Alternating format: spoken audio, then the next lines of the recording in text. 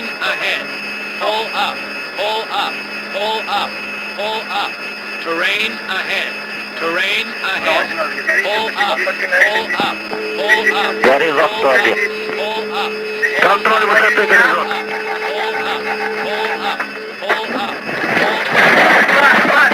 2010년 4월 10일 러시아 스몰렌스크 지역에서 폴란드 공군 소속 대통령 전용기가 됩니다. 당시 탑승 인원은 승객 87명에 승무원 9명으로 총 96명이었고 이들은 모두 그 자리에서 상했습니다. 당시기에는 폴란드 대통령과 영부인, 참모총장, 외무차관, 중앙은행 총재 등 폴란드 전체를 아우르는 정치인과 권력자들이 타고 있었는데요. 이렇게 중요 인사들이 한 비행기를 타게 된 이유는 당시 대통령이 카틴 70주기 추모 행사에 참석하기 위해 러시아에 가는 비행이었기 때문이었습니다. 카틴학 2차 대전 초기인 1940년 소련 군인들이 카틴 숲에서 폴란드 장교들과 지식인 4,400명을 꼽은 사건으로 폴란드에서는 매우 가슴 아픈 역사적 사건이기 때문에 추모기 이래 폴란드 정치 인사 대부분이 러시아에서 추모를 합니다. 이 추모 행사를 하기 위해 대통령 전용기에 정치 인사들이 모두 탑승해 가던 도중 쓰러난 것이죠. 이후에 엄청나게 많은 음모론들이 생산되었습니다. 생존한 사람이 단 한 명도 없었고 를 당한 폴란드와 러시아의 관계가 굉장히 좋지 않았기 때문입니다. 당시 푸틴 총리가 직접 나와 성실하게 조사를 한다고 발표했지만 대부분의 폴란드 국민들은 이에 대해 믿지 않았습니다. 대표적인 이유는 러시아 소속 국가요원들이 비행기에서 폭탄을 터뜨렸고 이후 생존자들을 모두 러시아 측에서 제거했다는 것이었습니다. 하지만 이런 음모론들은 조종사들의 과실이 명백하게 기록되어 있는 블랙박스 녹음 기록이나 고도 정보들이 공개되자 자연스럽게 사그라들었습니다. 당시는 투툴레프 154였습니다.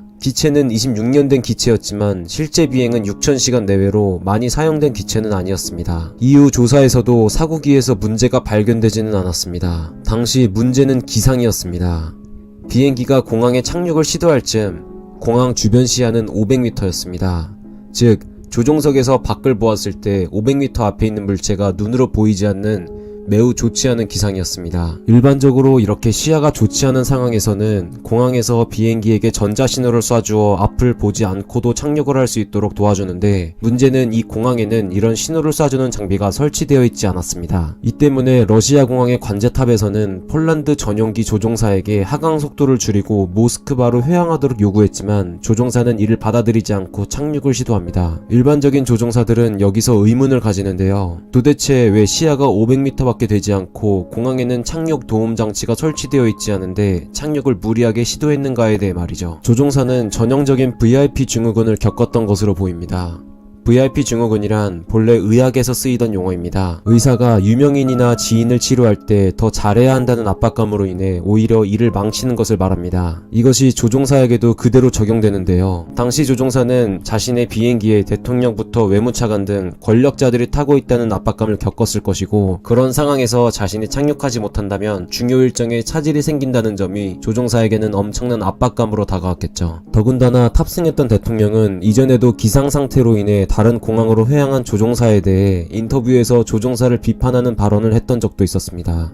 이를 뻔히 알고 있는 조종사는 더욱 압박을 느끼고 있었겠죠. 더 충격적인 사실은 녹음 내용을 들어보면 10분 전에는 공군 사령관이 아예 조종실에 들어와 착륙을 강행하라고 조종사에게 압박하고 있는 내용도 녹음되었습니다. 녹음 품질이 굉장히 좋지 않지만 조종사들이 울먹이는 소리나 욕설 역시 녹음되었습니다. 관제사가 직접적으로 조종사에게 착륙이 불가능하다고 통보까지 했지만 조종사는 계속해서 무리하게 착륙을 시도합니다. 결국 조종사는 총 4번 착륙을 시도했고 모두 실패한 뒤 마지막 착륙에서는 공항으로부터 1.5km 떨어진 지점에서 날개가 나무와 부딪혔고 그 충격으로 인해 켰습니다. 최종 사고조사 결과는 조종사의 무리한 착륙 시도였습니다. 하지만 이에 대해 폴란드에서는 계속해서 이는 러시아에 뗐다는 소문이 많았습니다. 사고로 당한 대통령의 쌍둥이 형이 5년 뒤 대통령으로 당선되었는데 이 쌍둥이 형은 줄기차게 동생의 죄는 러시아가 뒤에 있다는 주장을 했습니다. 실제로 대통령이 된 후 6개월 뒤 사고에 대해 재조사를 지시했는데 이 조사에서 폴란드 경찰은 러시아가 음성 녹음 기록을 조작했다는 주장을 하기도 했습니다. 또한 묘지에 안장되었던 대통령 부부의 유해를 다시 꺼내 재부검을 실시했고 대통령 부부 이외에도 모든 사람들의 유해를 꺼내 부검을 실시하기도 했습니다. 러시아에서 나무의 충돌한 소리라고 밝힌 내용에 대해 폴란드 경찰은 나무 충돌 소리가 아닌 폭탄이 폭발하는 소리라고 주장했습니다. 이를 가지고 굉장히 많은 비판을 받았습니다. 한 항공사고를 정치적으로 이용한다는 것이었죠. 실제로도 러시아의 테러였다는 폴란드 주장에는 근거가 많이 약했습니다. 대부분의 나라에서는 러시아의 발표를 신뢰하는데요. 충돌 직전까지도 비행기에서 나는 충돌 경고음을 무시하면서 조종사가 착륙을 강행하고 있다는 점에서 명백하게 조종사의 책임인 것은 분명해 보입니다. 하지만 개인적으로도 조종사에게 모든 책임을 물기에는 너무 가혹하다는 생각이 듭니다. 이 사건은 전형적인 VIP 증후군으로 모든 파일럿들에게 교육 자료로 쓰이는 사건입니다. 그만큼 누구나 범할 수 있는 실수라는 건데요. 글쎄요, 개인적으로 제가 만약 그 조종사였다면 사고기 기장과 다른 판단으로, 다른 행동으로 사고를 방지할 수 있었다고 자신있게 말하기는 어렵습니다.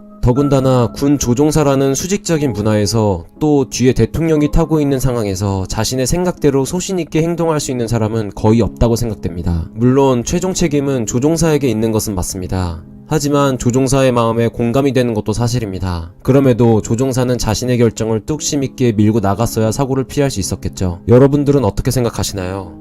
자신의 소신대로 행동하지 못한 조종사의 책임으로 봐야 할까요? 아니면 그런 상황을 만든 시스템의 책임으로 봐야 할까요? 여러분들의 생각을 댓글로 남겨주시기 바랍니다. 감사합니다.